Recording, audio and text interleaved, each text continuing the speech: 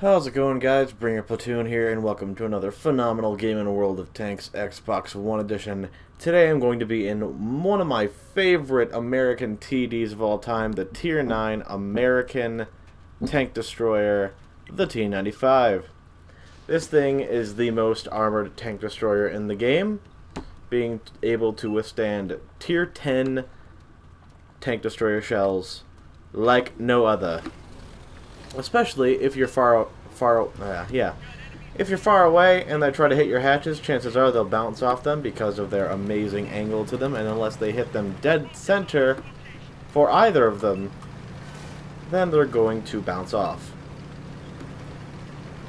So, why do I love this thing, despite it being as slow as a fucking piece of molasses?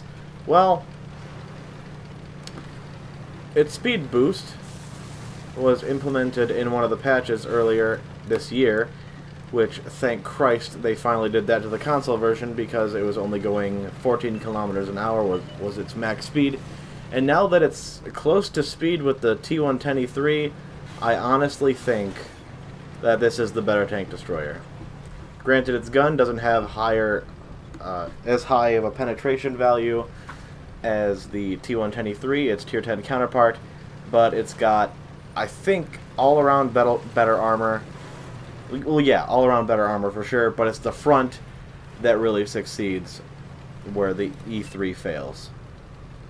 It's got AP rounds for its standard ammunition, and they have 276 millimeters of penetration, where the APCR rounds have they have 330, I believe, around there. So it's not bad. Even when you dip into premium rounds to pen the superstructures of Pz.Kpfw 100s, it's you know it's gonna be a good game when the first shot you pull off is that one. So, yep, pretty much all you do in this tank is you can be either a mid to long range sniper, and it has the camo for it. I think the camo for it is like 54 or 59 out of 100. And I believe I have the gun rammer, the toolbox, as well as the coated optics on this thing. I love this thing so much. Like, even its sides are angled at 152 millimeters. Like, if you're looking to shoot a T95 in the side and you're straight onto it, shoot the angled part. Do not shoot near the tracks, because that is spaced armor and you will most likely bounce off even at the slightest angle, so just keep that in mind when you're going against them. I just got APCR loaded up the bum because I need to pen these shots.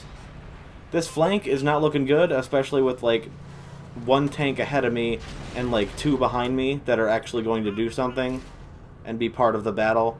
But other than that, I really can't switch over, and I really didn't need to use an APCR round for that T30, but I did. As you can see, one of our E5s is already down to minimal one-shot health, so that's good. And he keeps driving in front of me, which is, you know, adding to the frustration that nobody else is doing anything but me.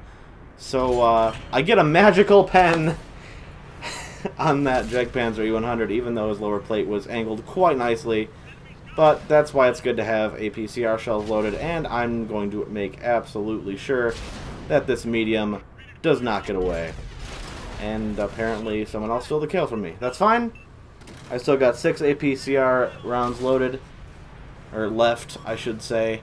And right now, I'm just biding time, because I know that I can pen each one of these fuckheads, and I finally start to lose health.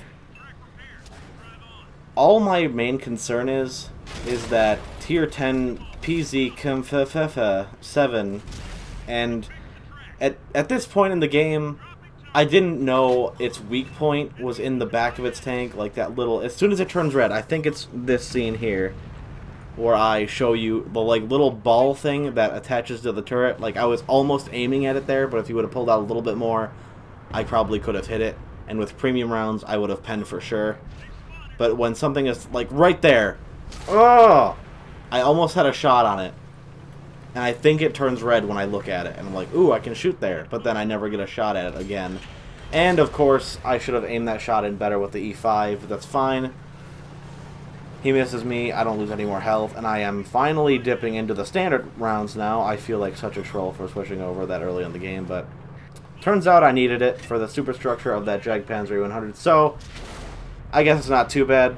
But I still feel like kind of a mooch for using them that early in the game. So here comes the Tier 10 counterpart I was talking about earlier. E3. Also another one of my favorites, just because its front hull is absolutely impenetrable, and the hatch on the top of it is absolutely bait to bounce shots. Countless times. Even using Panzer 100 heat ammunition will probably have a hard time going through it. It's hilarious. It's a very angled hatch. If you hit it the wrong way, then you're going to bounce off. I don't care what kind of pen you have, but it's hilarious. But unlike this thing, the E3 has shit for armor on the sides. I think it has like, I don't know, 76 millimeters of armor, and I get a free hit on the E5 because he doesn't know how to aim, which is great. My damage is stacking up quite nicely. I've got, just going to say like 5 full roll shots, so that's pretty good. Just because I have some tanks destroyed as well. And let's make that a third. Almost didn't see what the fuck I was shooting at there because of all the explosions in front of my face. But I think this medium is starting to use HE against me, which is kind of bad because I don't need any more modules or crew members to die. And the E3 hull is kind of weirdly shaped, and I know where to hit it on the sides of either the left or the right, the more angled sides, which are actually, ironically, less armored than the middle, so that's odd. But yep, another free shot into him before he's got that reload, and he bounces off my lower plate. Oh, it's so great.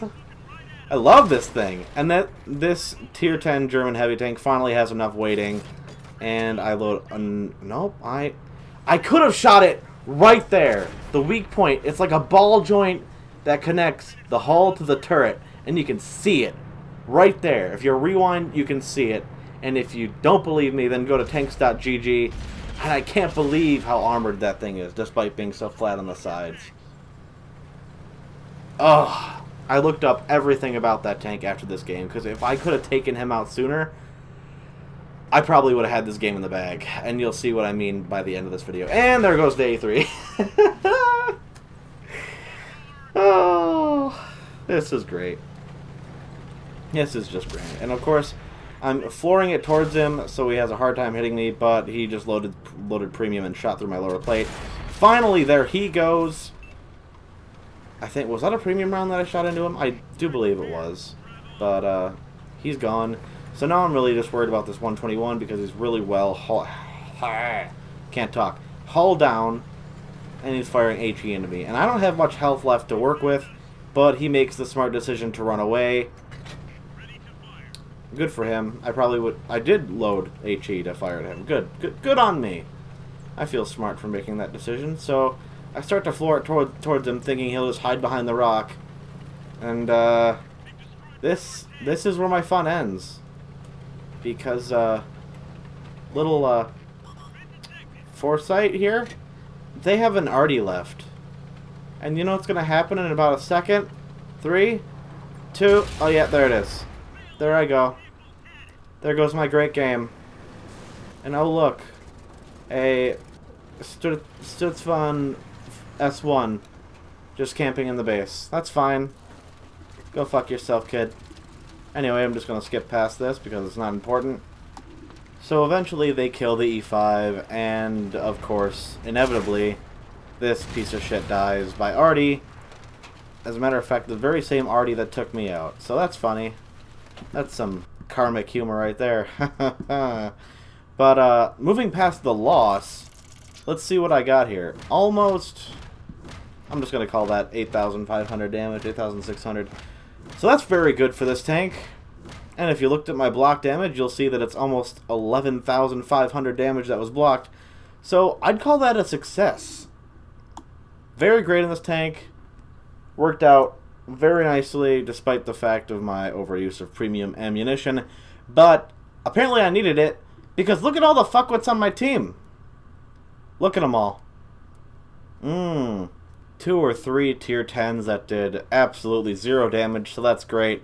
But anyway, hope you guys enjoyed the gameplay. Thank you for watching, and I'll catch you next time.